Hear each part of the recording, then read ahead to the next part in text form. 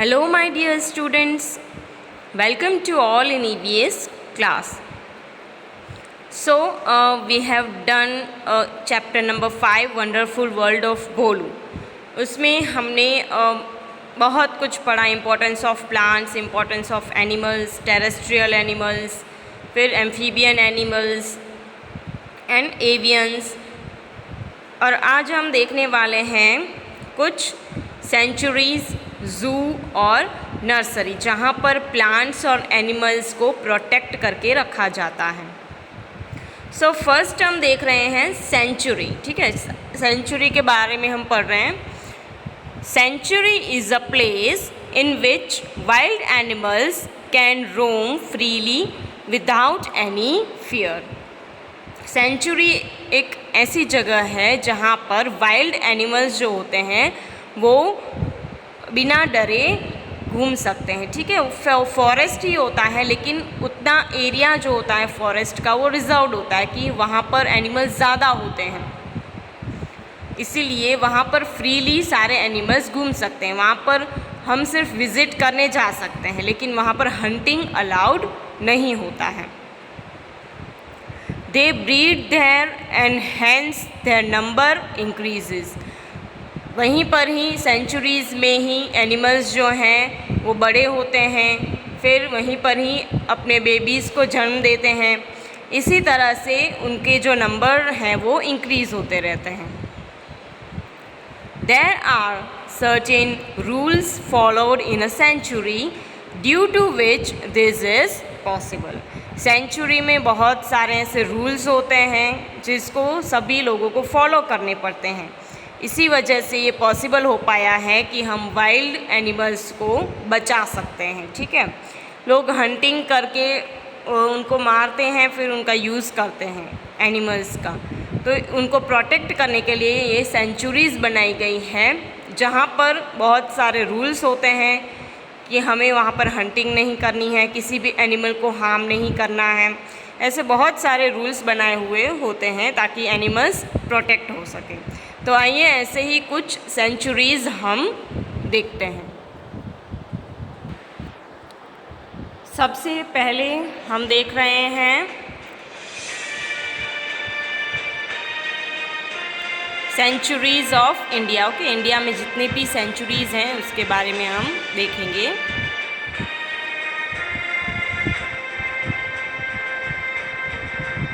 First is Jim Corbett national park, जो कि उत्तराखंड में है।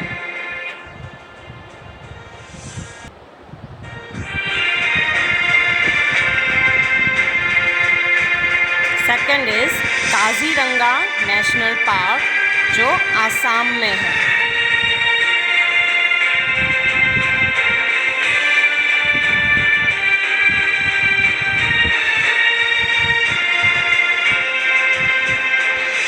Third is Bandipur national park in Karnataka.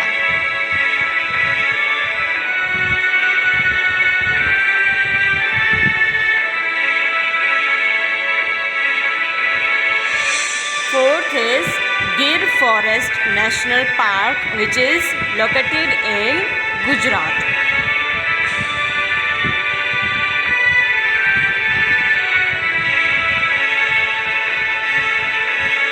Fifth is Keoladeo Ghana national park, which is located in Rajasthan.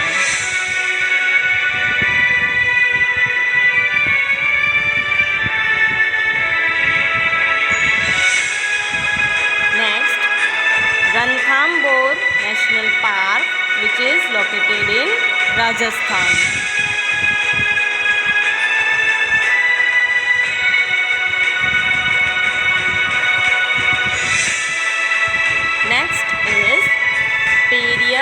Wildlife Sanctuary, which is located in Kerala.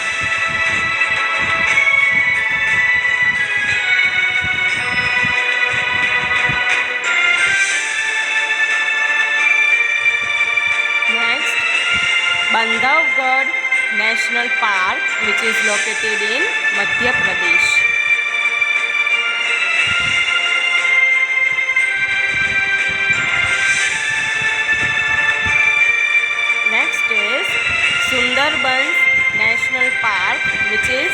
located in West Bengal.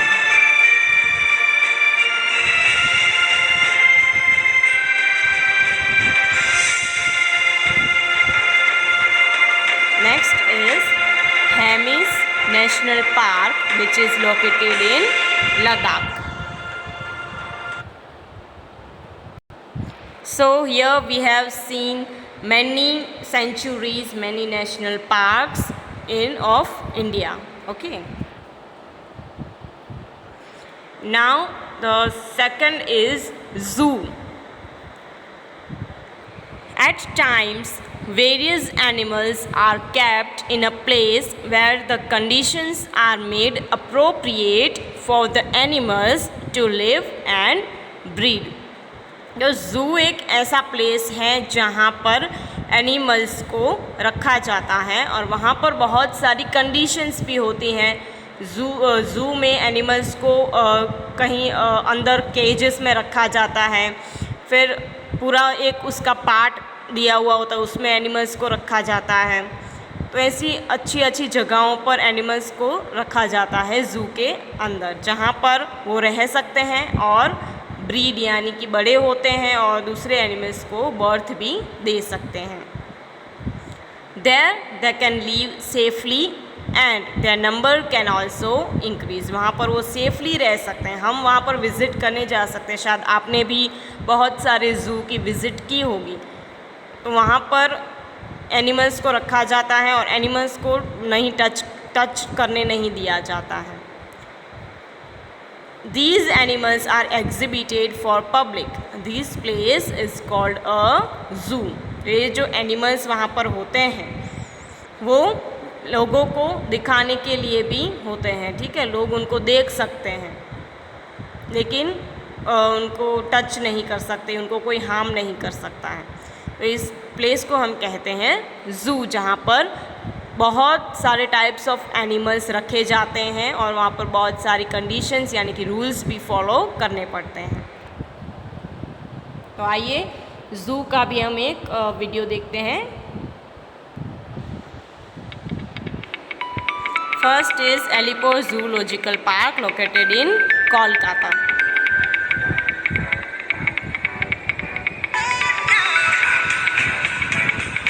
Next is Sakarbagh Zoological Park located in Junagadh.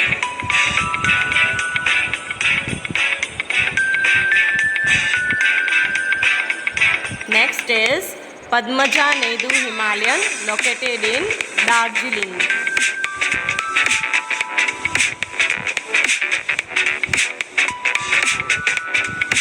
Next is Thiruvananthapuram Zoo located in Thiruvananthapuram.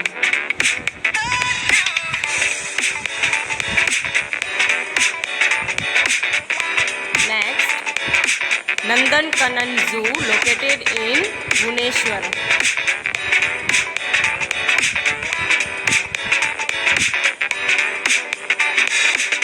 Next is Nehru Zoological Park located in Hyderabad.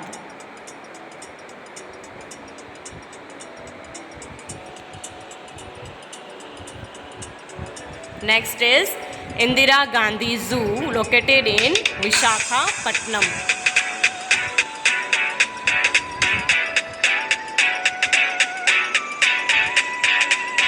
Next is Rajiv Gandhi Zoo located in Pune.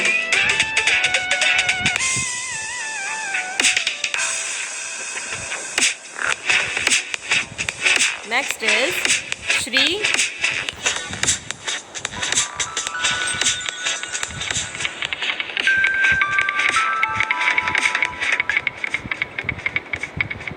Next is National Zoological Park located in Delhi.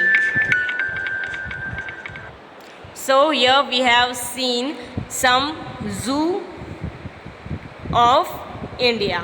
Okay. Now third is nursery. Nursery is a place where different plants are prepared by either growing them from seeds or by other scientific techniques from the already existing plants. Nursery एक ऐसी जगह है जहाँ पर बहुत सारे plants होते हैं, जहाँ से हम प्लांट्स खरीद भी सकते हैं। वहाँ पर प्लांट्स को या तो ग्रो किया जाता है, वो प्लांट्स जो है वो ग्रो किए हुए होते हैं, या फिर दूसरी साइंटिफिक मेथड से भी प्लांट्स ग्रो किए हुए होते हैं। From here different plants are given to organisations either free on government's grant और at very low price। तो यहाँ पर क्या होता है कि यहाँ से नर्सरी में से जो ऑर्गेनाइजेशंस होते हैं, जैसे कि आपकी स्कूल होती है, स्कूल में ट्री प्लांटेशन होता है, ठीक है, तो वो सारे जो पौधे होते हैं, प्लांट्स होते हैं, वो कहाँ से आते हैं? नर्सरी में से आते हैं, ठीक है। नर्सरी में से ये सारे प्लांट्स आते हैं, गवर्नमेंट उसका ऑर्डर देती है, तब जाके ये प्लांट्स आते हैं हमारी स्कूल में और हम फिर वो ट्री प्लांटेशन करते हैं। These organizations then plant these in the many locations and take care of them। जैसे कि हम ट्री प्लांटेशंस करते हैं और फिर उन ट्रीज़ की देखभाल भी करते हैं। तो इस तरह से नर्सरी होती है जहाँ पर बहुत सारे डिफरेंट प्लांट्स होते हैं। वो प्लांट्स हम खरीद सकते हैं और हमारे घर में भी लगा सकते हैं। सो आज हमने सेंचुरीज़ देखी जहाँ पर एनिमल्स को सेफली रखा जाता है, और फिर ज़ू भी देखा, और नर्सरी देखी जहाँ पर प्लांट्स को सेफली रखा जाता है। Thank you all the students and have a nice day to all.